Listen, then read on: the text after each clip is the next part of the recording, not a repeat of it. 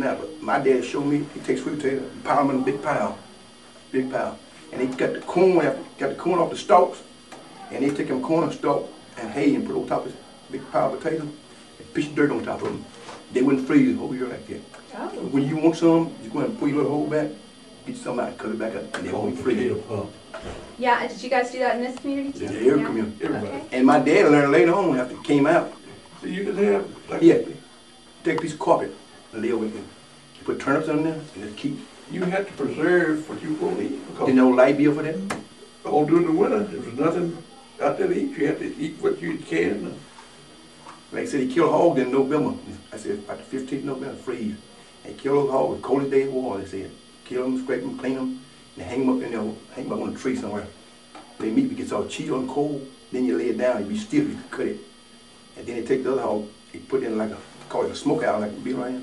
Have a smoke in there, hang it, that meat be so pretty and clean, meat, boy, you have all that ham meat. And you had grain, you had a cow there, you get milk and butter from your cow. So you really had it made, you didn't know it. Jerry Cloud said, you know what, back on I was coming up, said we had buttermilk. And said kids didn't like it. And said now they wait 40 years later on, and the same kids drinking that stuff, putting that different container, they call it yoga. Everybody wants it. Oh, that's buttermilk. Yeah, that's it. Just sour. He said sour milk. He said, I don't care what you call it, just still sour milk. Yeah. That's funny. Everybody loves it. Well, what about weddings? Weddings always took place in the East Canyon Went too many weddings. No. Shotgun. Just getting married.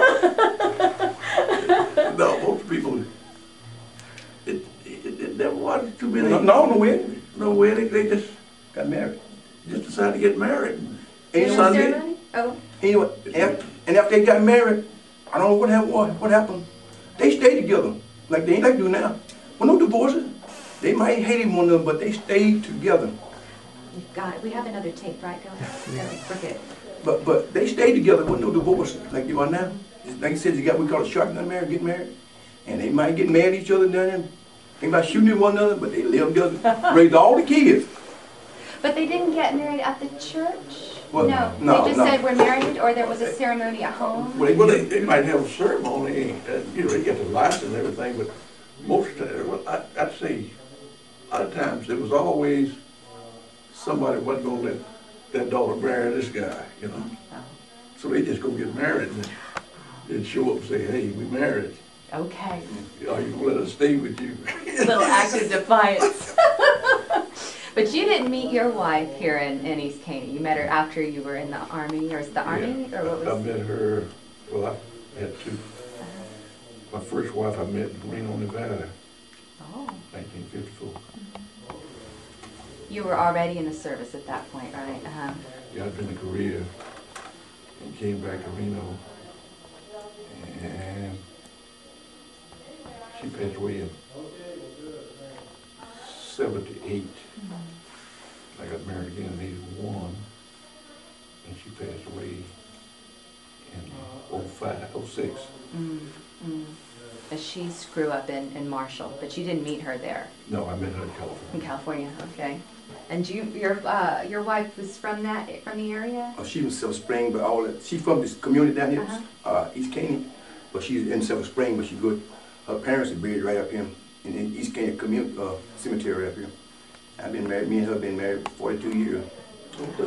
Shirley Sims, Imogene Sims, Terry Sims, they call it Terry Sims. Terry Sims? Yeah. You married to it? Terry's daughter. Terry's daughter. Yeah, been married 42 years. Same woman. She played basketball in Bailey. She played basketball, right? Been there 42 years. Look, the same woman, the same man. For you. I tell them, I guess that, like I heard my cousin say, I said, don't nobody want you and nobody want me, we just stuck with each other. Oh, well, so just a couple more questions, and I think we can wrap up. But the community is still here for the church, but there's not that many people still live around here, right? I mean, the school's gone. How long has that been gone? I've been gone 50 years, 40, school. Yeah, it's 50 years ago. I think my brother is the last one that's living, that actually living. They went to town for the jobs. Okay. And it just gradually moved off, and now it's, I think he's only, let's see, no? Yeah, he's the only one that actually live out here to go to, that's a member of the church out here, I believe. Mm-hmm. Well, did the people who left, the younger people who left, were they leaving to leave farm life, or was the farm life ability to sustain a family waning at that point, or just, I mean, it's hard to tell, I guess, why people left. But. Most left to get away from farm life. You just a little better living, yeah, because farm pays off once a year. Oh, yeah.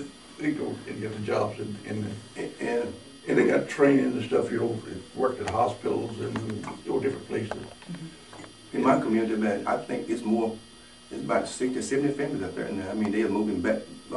Didn't too many move off, but a lot of them did move off. But I mean, they are really coming back to our community. A lot of children that went off schooling, some of them living in Japan, them place. They went them schooling, but they came. I don't know why they coming back here.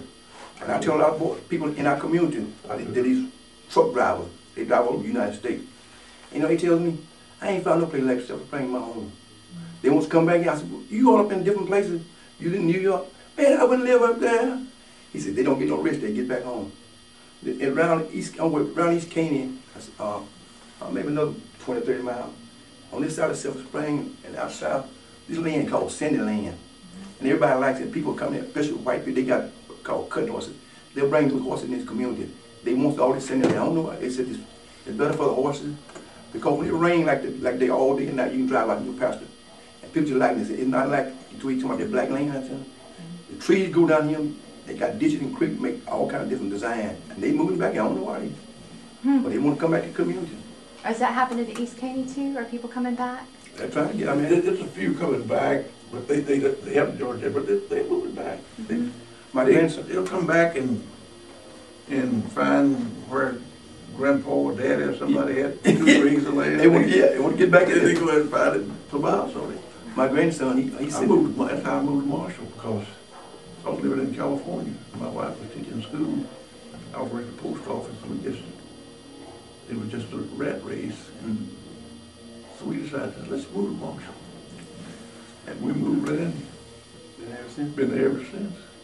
My grandson, he said, Papa up there, when they coming out of Silver Spring, going out to the community, we need to put a gate up there, sign that nobody come in, and then they got some kind of stamp on your arm. He said, they're getting too many people here. They're going to clog our community up. And he's real young, you know. He's 5. He had come with different ideas. He sits there and he talks slower than I do. He said, you know what, Papa, when I grew up, I want to be a dog. I said, a dog? Yeah. I said, why? He said, because a dog can go anywhere he wants to. He come home when he get ready, and he go to sleep. I said, yeah, but you gonna get hungry one day. I ain't gonna catch me a rabbit, but he said, do what you want to, you're a dog. I guess, you know, like big animals like cows, they got them in fences and stuff, you know, horses. But he said, dog go right under the fence. I don't thought of the way he telling me. Oh. Well, thank you guys so much. I think we could keep visiting for a long time. So good. I appreciate it. We do want to get you guys portraits, though, if you're up for it, to the young art student who's taken the portraits. And so I think is Rebecca available to do portraits?